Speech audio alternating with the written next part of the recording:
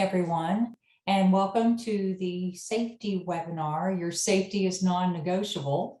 This is put on today by the MetroTex Professional Development Committee with Chair Cindy Bass and Vice Chair Todd Bingham.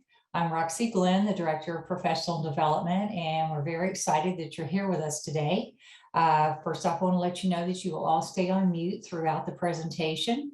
And if you have questions, please type them into the chat and we will get to those as we go along. And I'm really excited to go ahead and introduce our speaker. He's Carl Carter, Jr. He's the founder and executive director of the Beverly Carter Foundation, which is a nonprofit organization which is dedicated to improving the safety for all real estate agents. And Carl's mom, Beverly, was a realtor who lost her life while she was doing the work she loved. And since losing his mom, Carl has dedicated his life to create safety training tools to make positive changes in agents' lives and businesses. So with that, I'm going to go ahead and turn it over to Carl. Thank you, Carl. Thank you, Roxy. And I'm so honored to be with you all, coming to you virtually from Little Rock, Arkansas, where I live. I'm also, as Roxy said, a realtor, but most importantly, I'm the son of that sweet lady that you see there on the screen, my mom, Beverly Carter. You know, being in September, of course, is a Realtor Safety Month, 1 month a year that we carve out just as a dedicated opportunity for us to examine our business practices, shake off any complacency, and ensure that we're being as safe as we can possibly be. But it's also the anniversary month of us losing my sweet mom. It's hard to believe that at the end of this month, it will have been 8 years since my mom was kidnapped while showing property. And let's just give you a heads up that, you know, this story is certainly really hard for me to share. And for some people, it's really hard to hear. So please know that I only tell this story because I do think that it's a teachable story, one that we can learn from. And what better way, you know, to provide a legacy for my mom than for us learning about the circumstances that happened to her so we can prevent them from ever happening again. Must also say, too, that it does not honor my mom if any of you walk away from this session today with a spirit of fear or paranoia about this work that we all enjoy. So please know that this section is 100% intended to be about empowerment and hopefully just raising a little awareness. As I begin today, just would love to tell you a little bit about my mom personally. In addition to being a realtor, she'd been married to my dad for almost 34 years at the time of her kidnapping. She,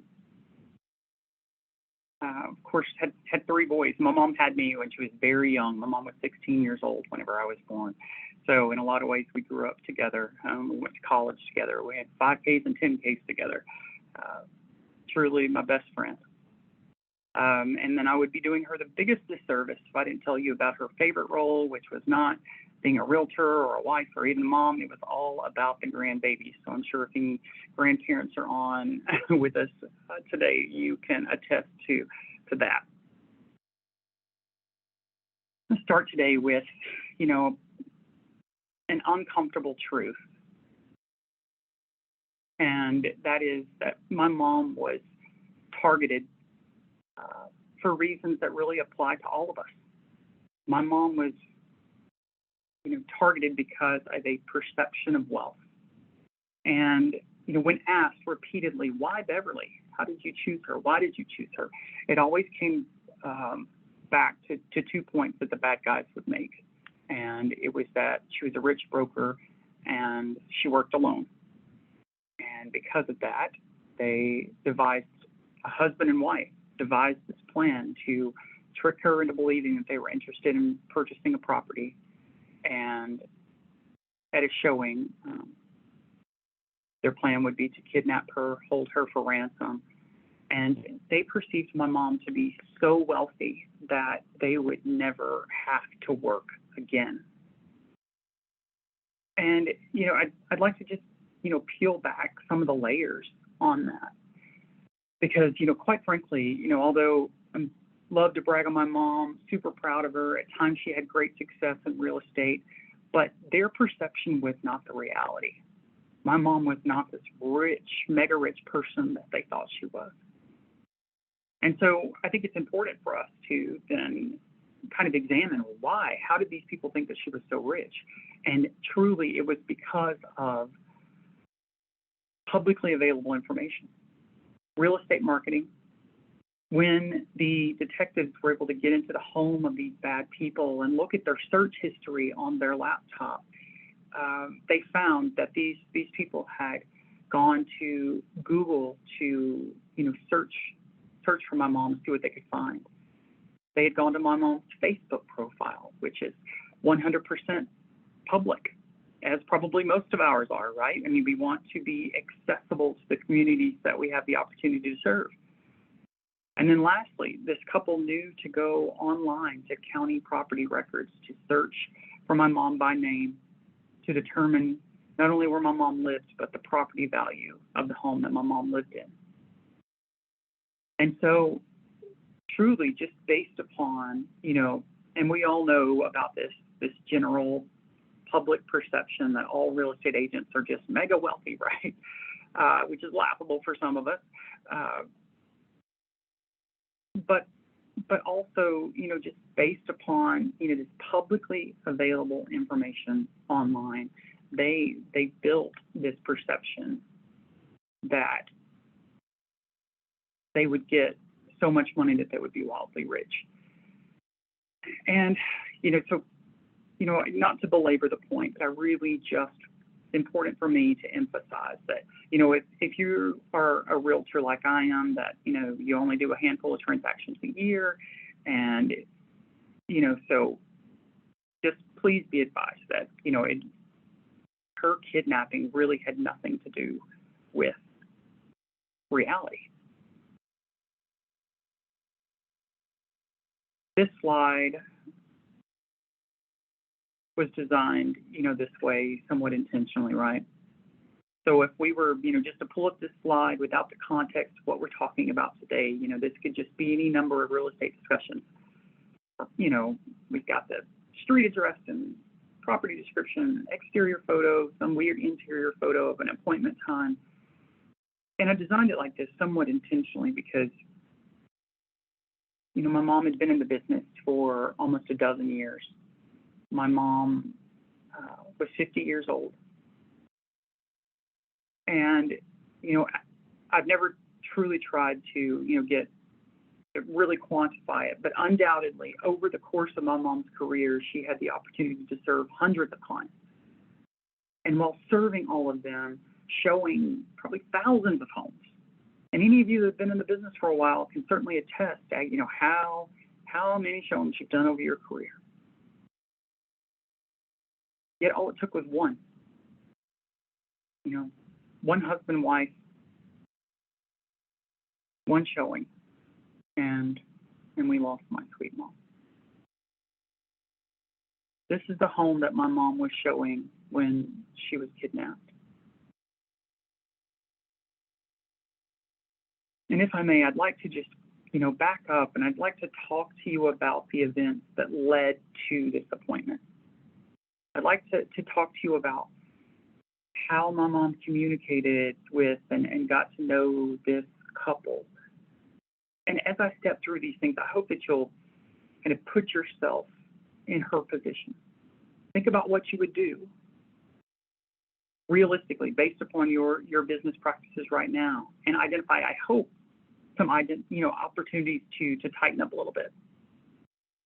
So imagine this afternoon you begin to hear from a husband and wife. They've recently relocated to your area due to work. They're already, living in the area, but they're in a rental situation. They really want to get into a permanent residence as soon as possible. You talk to both husband and wife. you get their names, and throughout, getting to know them and the back and forth, and in my mom's case, she was very paper based, so she kept a paper folder on every client, and she had a standard form that she used to identify your clients and just basic contact and information, type of property you're interested in looking at. And as part of doing all of that, of course, she got their phone numbers and their email addresses. Their email address, the names in those email addresses matched the names that they had given her. The phone number that they were calling her from, the area code of that number matched the state that they said they were moving in from. And, to help, kind of expedite this process, they were also cash buyers. And so Mom did like we all do, right? She began, set up a query for them within the MLS. They would get updated on properties. There really wasn't anything that they were interested in seeing right away. So she began doing like we've all been doing for the past couple of years with, just the market being as hot as it's been. And that's that we reach out to one another and just say, oh my gosh, I'm working with this client. Please, if anything's going to hit the market, please let me know, keep me in mind. And, which really, it drove a lot of kind of confusion and made it even tougher for the investigative team, because when Mom went missing, it was as if, every agent in my mom's office knew, at least on some level, that my mom was working with this out-of-state couple, and trying to find them, their forever home. And so, I don't think it didn't just, contribute to the confusion and, complexity for investigators, but I think it also contributes to the tragedy. My mom was working so hard to try to find these people a home, having no idea that everything that she'd been told was a lie, having no idea that as she had multiple phone calls and texts and emails with this couple. And, over the course from the time that she first heard from them until this showing was almost 2 weeks. And so it was all this time that she was trying so hard to find a property for them, not realizing that they weren't shopping for a forever home. They were shopping for a crime scene. They were shopping for a home that they felt like they could get her to that would be just secluded enough for them to be able to kidnap her. Of course, the names were fictitious. They took those fictitious names and had, created email accounts, which anyone can do in just a matter of minutes. They had downloaded on their phone an app called Text Me, which provided them a spoof number. So as they called and texted my mom, their true number, cell phone number was hidden. It was anonymous.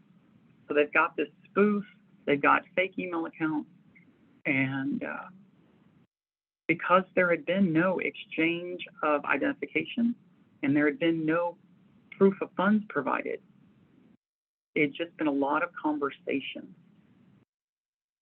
And so these bad guys, as they prepared for trying to find a crime scene, they kept marching forward because their anonymity was still intact.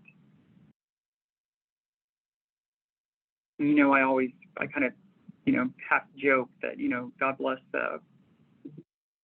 our spouses.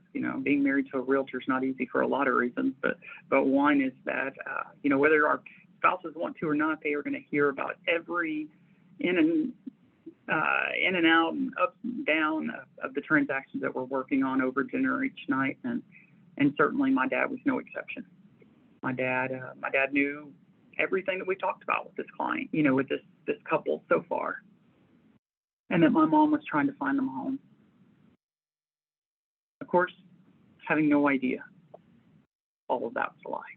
Having no idea that the husband of this couple was a 7-time felon.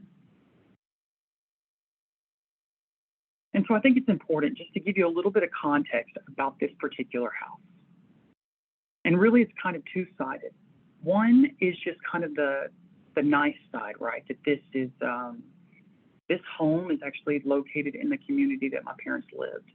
A little hard to tell from this photo, but it's a lakefront property. Sits on half-acre lots. All the houses out there do on this street. My parents lived on this same lake, just around a bit. And, so any given weekend for years and years and years, we would see this house from the vantage point of the lake when we're out. Just a few doors down is where the pastor of my mom's church lived. And so it's just, this is where my mom lived. This is where my mom worked. She was, number one listing agent out in this area, and just a sweet little town east of Little Rock. And you've got that familiarity. And I think that it's important to kind of paint that as we think about raising our situational awareness. But then also, this house also had gone through years of neglect and abuse. So this house fell into foreclosure many, many years ago. And throughout the years of sitting vacant, there had been issues of squatters and vandalism and theft. And although the photo that you see here on the screen, this was the leading photo online at the time of my mom's kidnapping. But this picture is not an accurate representation of this home. This picture, was back when it was in pretty good shape. There had been, the siding was a mess and some of it missing. That landscaping hadn't been touched in years. That, this huge half-acre lot, the grass was, up over your knees. Just a real mess of a property. And so knowing both of those things, right? And, trying to get in that mindset of, okay, this is, just a couple of minutes from where I live, street I drive, past, every single day. But also knowing this house is a mess. And, you and I, like in this moment right now, we're just kind of like, you may be thinking already, well, if this couple was in, wanting a forever home so quickly, right now, certainly this house would be a project, and certainly not one that you could get into quickly. So having that context, you think about what might have been going through my mom's mind. What would be going through your mind if suddenly this buyer couple that you have yet to find a home that they're even interested to see, they reach out. So the husband reaches out and says, hey, we found a house we'd like to see, and it's this one. And so we can speculate, right? Because our first thing is like, why? I've sent you so many houses that are nicer than this one. And although this is poorly represented online, this was the leading photo. It was followed by a few really dark, awful photos, just because the house was such a mess. We know about this conversation occurring when the bad guy called my mom with a request to see this house. Really two ways. We know that the conversation happened because of my mom's phone records, but then we also know about it through the interrogation process. And so the bad guy said in that process that whenever he called my mom to ask to see this house, that she expressed hesitancy. And then she apologized. And my mom actually told him that she was so sorry, but she was going to be unable to show this property due to a company policy that prohibited her from showing property in a rural area alone. And so I think it's just important to know first that there was no such company policy. I think it's a great company policy. Would love to see everyone adopt it. But my mom must have been, and it's only speculation, right? But by stating that to this bad guy, either something was happening or she was getting a weird vibe, she didn't feel comfortable, and or she knew this was going to be an epic waste of time. However, what then do you do whenever sitting right next to him is his wife. He hands the phone to his wife, who gets on, and she says, "Hey, I'm going to be coming straight from work. I can meet you guys there. That way it'll be the three of us. And, will your company be okay with that?" And for many people, it suddenly becomes, self-included prior to this happening, my mom, it suddenly becomes a very different thing. And, it doesn't make it right, but certainly, prior to this happening, my mom, my life experiences, my unconscious biases that would have told me that because a female was involved, that this is next to no risk of victimization. It's perfectly safe, because personally, I did not. I just didn't think about the risk being there when a female's involved. And quite frankly, we don't like to tell on ourselves, but I think this is part of the reason why my mom's story resonates with so many people. Because so many of the decision points, most realtors would have done themselves, self-included. So my sweet mom, we know that she told them that they would need to see the house no later than 6 p.m. because, end of September, days are getting shorter, and no utilities in this home. So it's important for their safety to be able to view the home in the daylight. And so they set this appointment for Thursday, September 25th.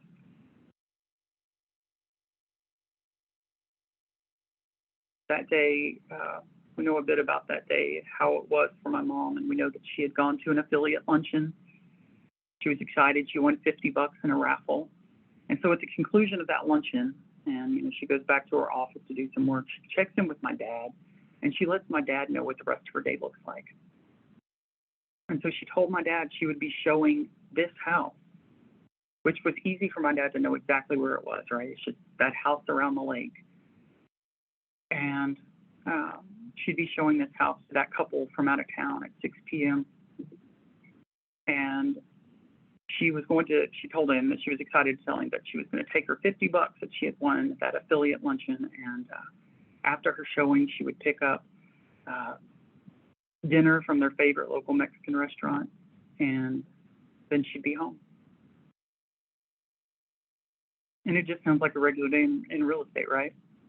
A later showing, picking up dinner to go on the way home. My mom got to this property early, made a number of phone calls from the driveway.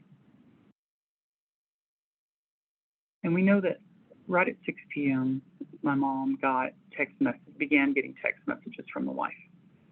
And the wife was apologizing to my mom. She was letting my mom know that, she was so sorry, but she had gotten caught up at work and she would be unable to make it to the showing. But she had a request for my mom.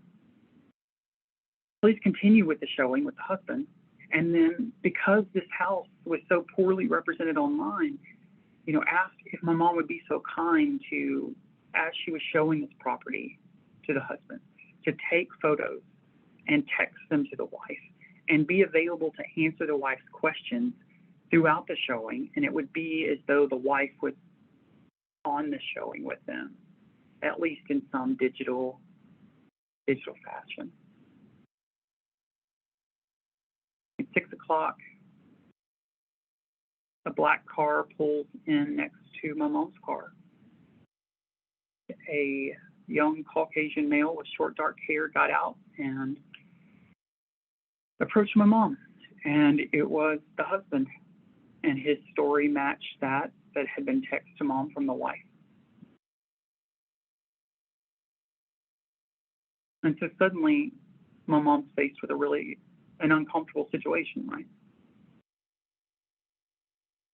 And maybe it wasn't uncomfortable. Maybe she felt fine. Can only speculate. But I'll say this. Every time I tell this story, it's at this point that my stomach sets on fire for her. This is really the last moment where she can make a decision that will keep her from entering into harm's way. Just knowing her, I can't help but feel that her stomach was probably on fire. Her instincts were going off, but because suddenly, in this moment, she's being asked to change the plan of what had been made.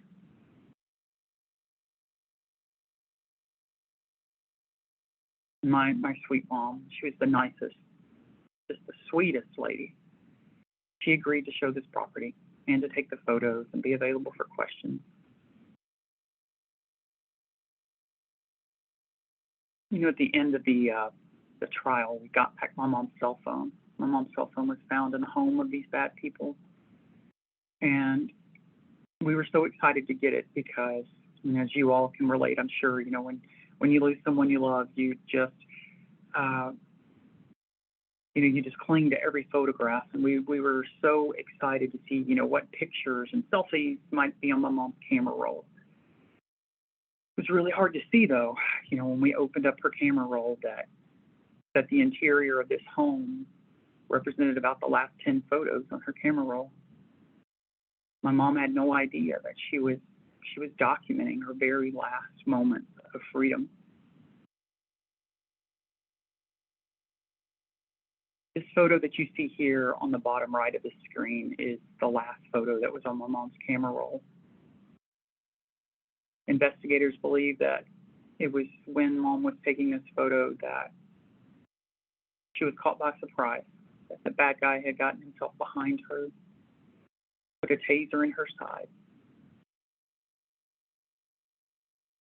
Been very proud to admit the last words that my mom heard in her freedom was that she was about to have a very bad day. He tased my sweet mom and bound her with duct tape. He then came outside and got in his car and he turned it around and he backed it up to this house and he opened up the trunk. Another, I think, important part of the story, and I think it's important from what we learn, what we take away from the story. The details that I told you about at 6 o'clock, the black car, young Caucasian male with short dark hair, talks to my mom, they both go inside. Moments later, he comes back out, gets in his car, turns it around, backs it up, opens the trunk. That wasn't pieced together by investigators. Every bit of those details were witnessed firsthand by the neighbor that lived right across the street.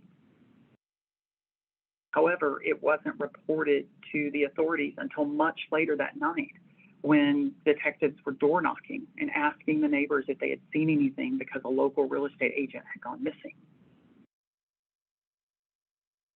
I just think there's such a message there about when we see things that look suspicious, to report them in the moment. Bad guy took my sweet mom and put her in the trunk of his car. As if it wasn't bad enough that he was doing that, he pulled out his cell phone and he took a picture of my mom in the trunk of that car and texted it to his wife. And it's believed he did that to show his wife that their plan of kidnapping this rich realtor, holding her for ransom, it was in play. And to tell you about that master plan, how it was to play from here would be that they would have my mom do a series of videos that they would take with their cell phone. And then they would text these videos to my dad, and it would be my mom telling my dad what to do and what not to do. And their plan for how to get that ransom money was for my dad to push all of this perceived wealth into accounts that were accessible via cards in my mom's purse. However, as many of you ladies on with us today can attest, I've just found it common that the ladies, realtors, and otherwise have just a personal safety protocol safety security protocol with your purse.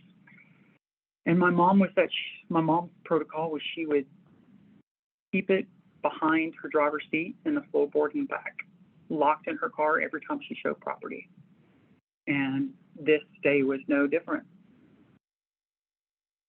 Found inside my mom's locked car in the passenger seat was that client folder where she had documented all those details, all those lies from this couple. And then in the floorboard of her back seat, her purse. In his haste to kidnap my mom, to do all these awful things, the purse was out of sight and out of mind. And therefore he left it. And as he drove away from that property that day, he was already ruining his own plan. Of course, later that evening, I began to hear from my dad, and he's concerned because he's not hearing from mom. And, you know, she's not replying to phone calls and text. And, you know, and of course, just having a mom in real estate, I just try to, you know, talk dad down and just be like, Dad, this is just real estate. She'll be with you soon, you know, and you'll hear from her soon. And I could tell he was really worried. And so we ended up, because she had told him where she was showing property, we ended up at that property. Dark, no utilities. There my mom's car was, locked with her belongings inside it. The front door of that home wide open. It was as though my mom just disappeared. And of course, we began to reach out to agents in my mom's brokerage and law enforcement. And, you know, the later it got, the fewer real estate reasons you could come up with that, you know, made her okay and justified this. The later it got, you could tell, you know, it was becoming more and more serious with law enforcement. And, you know, suddenly, after hours of nothing and confusion, this is a screenshot from my dad's phone. And this is, you'll notice the timestamp, this is 6 hours and 21 minutes after that appointment. And so suddenly my mom begins to text my dad. And if you can just imagine the excitement, just elation, relief, even a little bit of embarrassment, because it was like, you know, there's so many people involved, it's so late, and so many cops, and I know you all didn't know my mom, but just to tell you, my mom was very much a homebody when she wasn't working. Her favorite drink was chocolate milk. Favorite food was probably chocolate cake, and she was in bed by 9 p.m. probably most nights. And so you can imagine the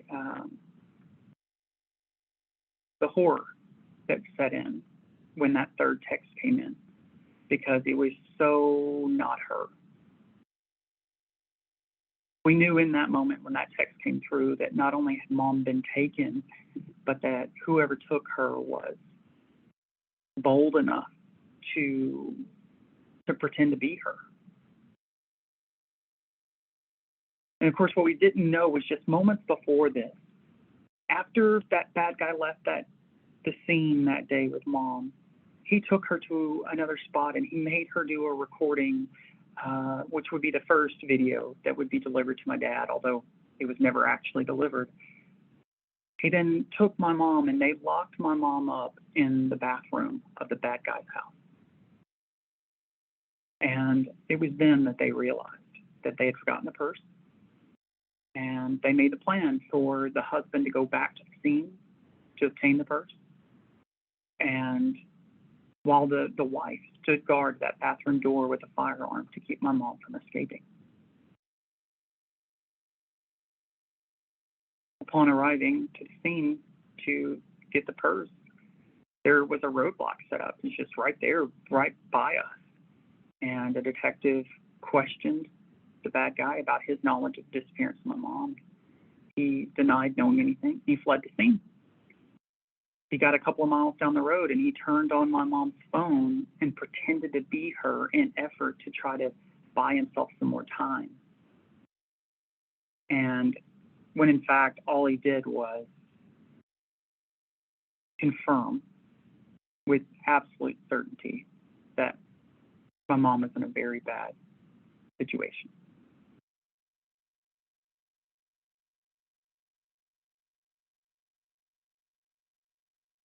This is the timeline that my mom is missing.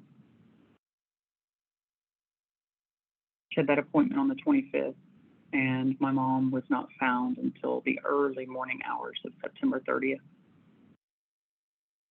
We did everything we could to try to find her. Out by where my parents lived, there's a lot of soybean fields, and these fields were just full of community members and realtors trying to find my mom. The outpouring of love and support from the realtor family, and I mean the broad realtor family, was and continues to be overwhelming and amazing, and our family is so very grateful. We'll always believe that it was the fervency and of the broader realtor community that kept such focus on the importance of my mom being found, and then later the importance of there being justice, at least in some sort, of the word, for my mom. It was realtors that showed up on my doorstep September 30th to tell me that my mom had been found. You guys know how fast news travels these days, so news broke on Facebook before law enforcement could even get to the family. So these realtors rushed over to my house 4 a.m. to make sure that I didn't find out on social media that my mom had been found.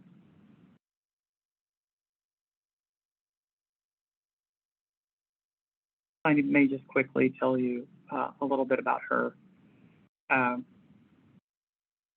This photo was taken from her 50th birthday party.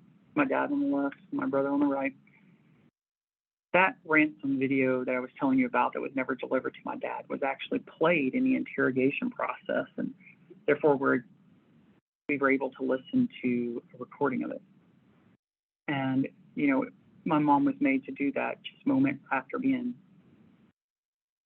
kidnapped and going through that awfulness. But she closed that video with the words that you see here on the screen. I just want you to know I love you very much. In an awful position that I pray no one else ever finds himself in, she was still concerned with my dad knowing how loved he was. Evidence was found in the trunk of the bad guy's car that my mom had gotten her hands free. So my mom was fighting for her freedom. And lastly, through the testimony of the bad guy's wife, she said she never interacted with my mom, but as she stood outside that bathroom door guarding it with a firearm that night, that she had to stand there and listen to the sounds of my sweet mother's prayers. And I just remained so inspired by my mom that in this awfulness, she was still full of love and a little bit of fight, and perhaps most importantly, she was clinging to her faith until the very end. This is the spot where my mom was found, spot where my mom took her last breath.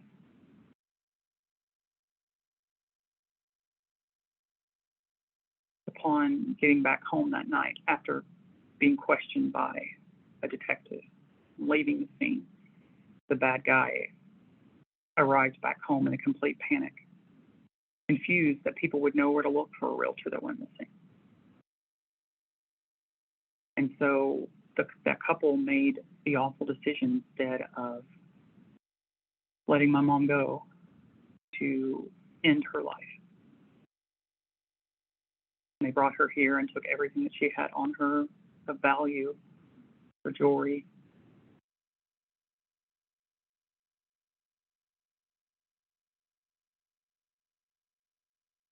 They began applying strips of that duct tape to my sweet mom's face until she was no longer able to breathe.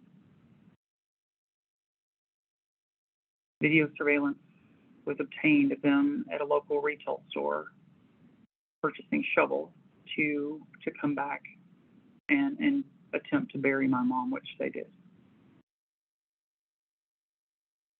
Through the most incredible detective work, and I've already told you about the fervency and passion of the Realtor family, these bad people were caught. These bad people went to trial. In exchange for her truthful testimony against her husband, the wife got a 30-year sentence with the possibility of parole when she served 21 years.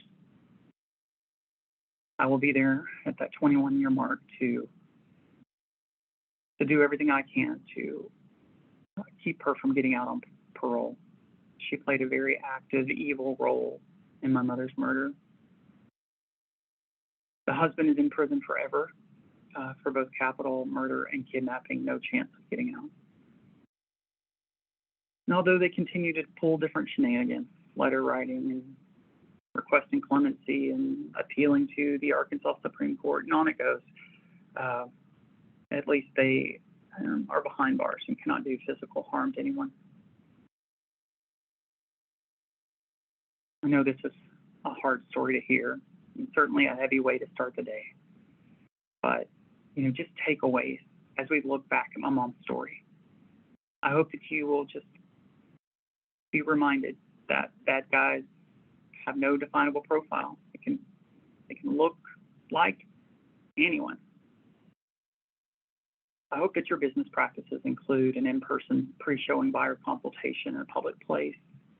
I hope that you obtain ID, you keep it in a secure location that can be accessed by a trusted colleague, that you do it on every single client, and that not just those that you think fit a bad guy profile.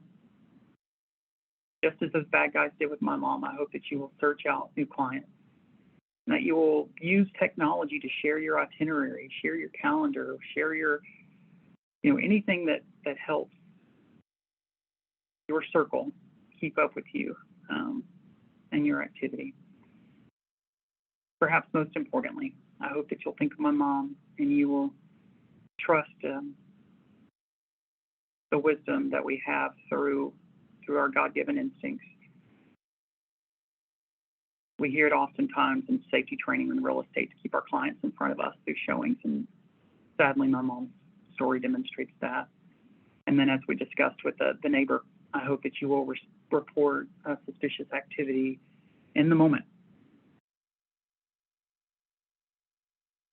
In the aftermath of losing my mom, because it played out so publicly. Truly, what my role was for the longest is just being a spokesperson for the family and being a spokesperson for my mom up and through the trial. And so many agents from across the country would reach out to me and offer their condolences, but also follow that with their story of a time that they had been victimized, harassed, stalked, theft of property at open houses, and on the list goes. And it began, at first I would just send back, really my condolences about the way that they had been victimized. But then it began to where it was piling up so much and seeing trends that really I felt a responsibility to, however I can, just raise awareness to the things that are occurring in our industry. These are, you may recognize their faces. We are on a journey just to get to zero, right? Zero victimizations. But these precious agents lost their life over the past 18 months or so. And these, because so much of these things, it's really contingent. We don't know unless it's not picked up by the media.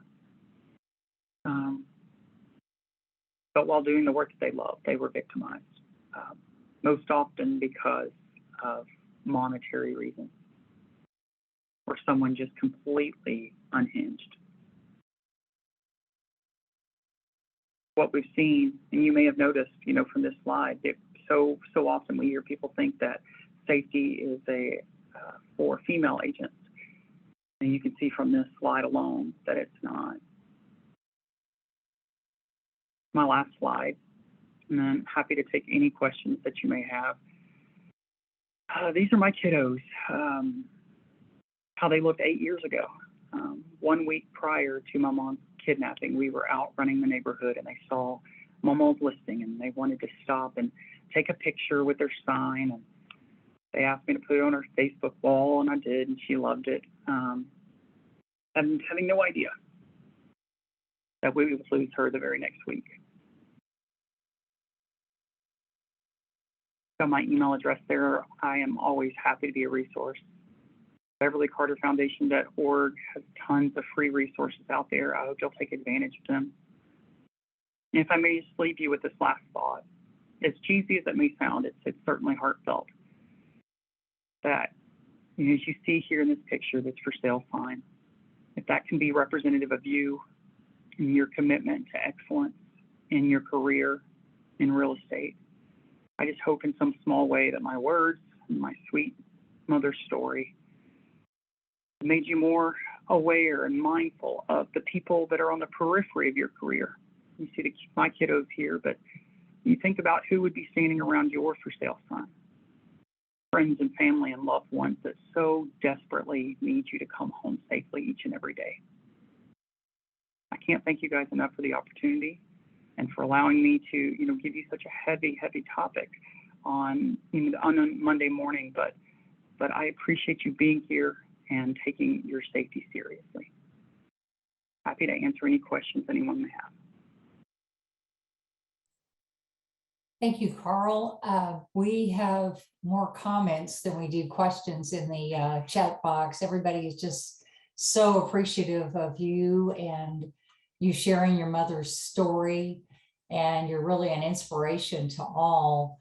I know you gave us kind of a brief checklist of things to do, but is there anything else maybe that you haven't mentioned that we could do as best practices, or that you've seen out there that you observe regularly that you think are red flags?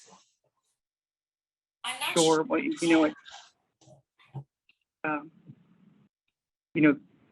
top of mind for me right now, because the market is flowing, is we are seeing the resurgence of open houses and model homes. And so if there's a resource that I would recommend, would go out on the Beverly Carter Foundation website and just pull down, it's under resources, safety resources, there's a open house safety checklist, and it identifies a number of ways from before, during, and after an open house. Some of them I think are pretty clever, just tips that we've learned from agents across the country on ways to tighten up open houses, because we're blessed that so many agents have not been victimized, right? But almost every agent that I've ever spoken with can identify with the vulnerability associated with an open house. So I think that's a great starting point. And then of course I always go back to my mom's story, and that simple thing of, and recognizing it can be an awkward conversation until we practice it enough to find our own words. But from the beginning, I will firmly believe that had my mom stripped that couple of their anonymity, insisted upon those things that it truly ID'd who they were, I think that they would have moved on. Carl, we have another question here asking, is there an app that you recommend to help with realtor safety, such as Life 360 or Forewarn? So funny that those are mentioned. So I use both of those all day, every day. And the good news about Life 360 is that you can have different bubbles or circles. And so you can have, kind of, if you wanted to set one for, perhaps just your team that you work on with real estate, and then also for your family. It's also a great way so you don't have to think about sharing your location. It's going to, alert people in your bubble of your movement.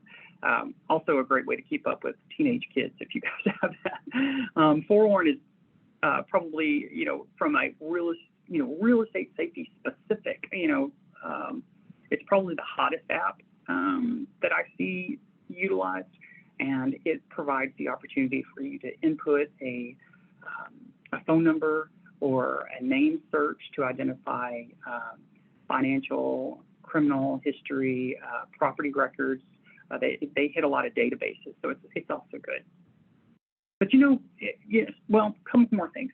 One is we've got these cell phones. We spend a fortune on these things, and there are so many safety features within them, but by and large, they're not on by default. And so another great thing that's on, the website is we have a one pager out there. If you have an Apple device or an Android, of safety to, make sure it's enabled on the device you already own, and it won't cost you any additional money. So, and then lastly, typically the major lockbox companies have safety features within them too.